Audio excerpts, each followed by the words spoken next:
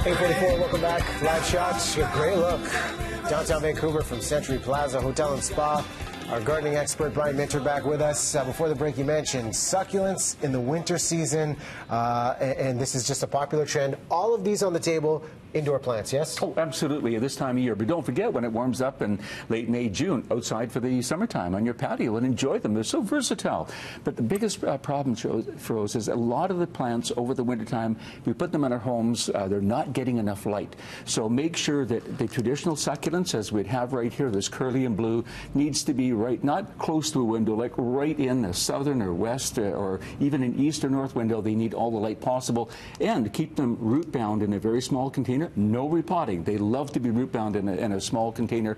And the other thing is watering. Now, I held this a little bit earlier for you.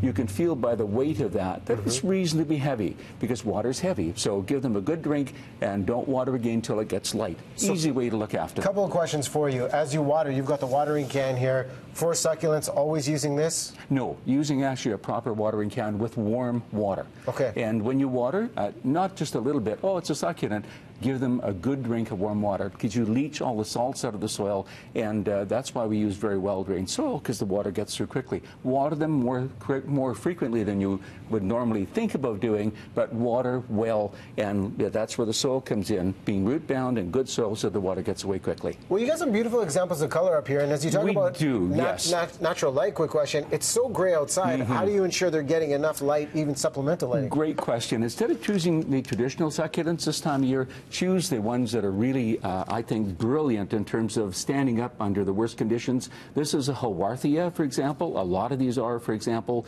really don't need that much light, tolerant of all kinds of ridiculous and sometimes awful conditions for them. They're just great.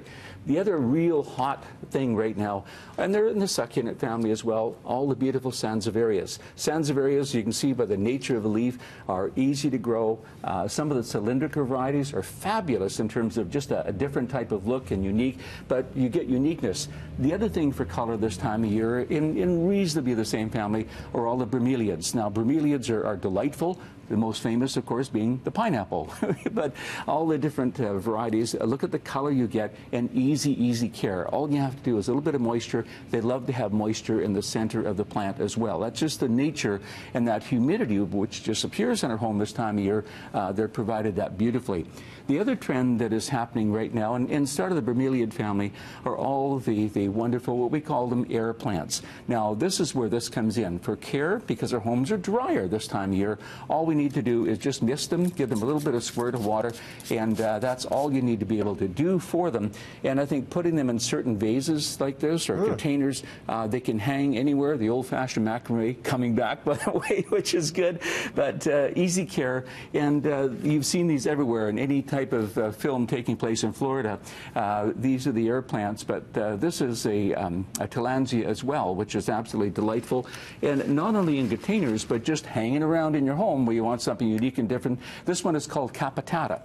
And you know, Froze, these are even being used in wedding bouquets today, where brides are carrying something unique and different, and they love the touch of succulents. But look at the color. And if you didn't know, these all flower as well. And again, the care, near as much light as you can give them. Mist them to take the humidity away, but to be able to enjoy beautiful color with minimal care this time of year, and especially after Christmas.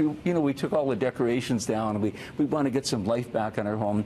These are the easiest plants, and a lot of them do help clean the air. Bromeliads in particular take some of the toxins out of the air as well. So how could you ask for anything more? Easy to care for, lovely color, new varieties coming out all the time, and thanks to our millennial folks who actually own the succulent generation, they're very much understanding how to be able to use them. So if you want some advice, like in technology, ask a millennial, they know. But I think we can't see enough good things about them, and this is the time of year where we want to see them and use them in our homes the absolute most. Well, it's a beautiful setup. You can check out his website. There you see mintergardens.com, at Minter Gardening, for all of the details. Great examples, and yeah, nice color here for the winter season. We need it, Brian. Thank you. Good. Thanks, Froze. Wonderful to see you again. We'll take a break after the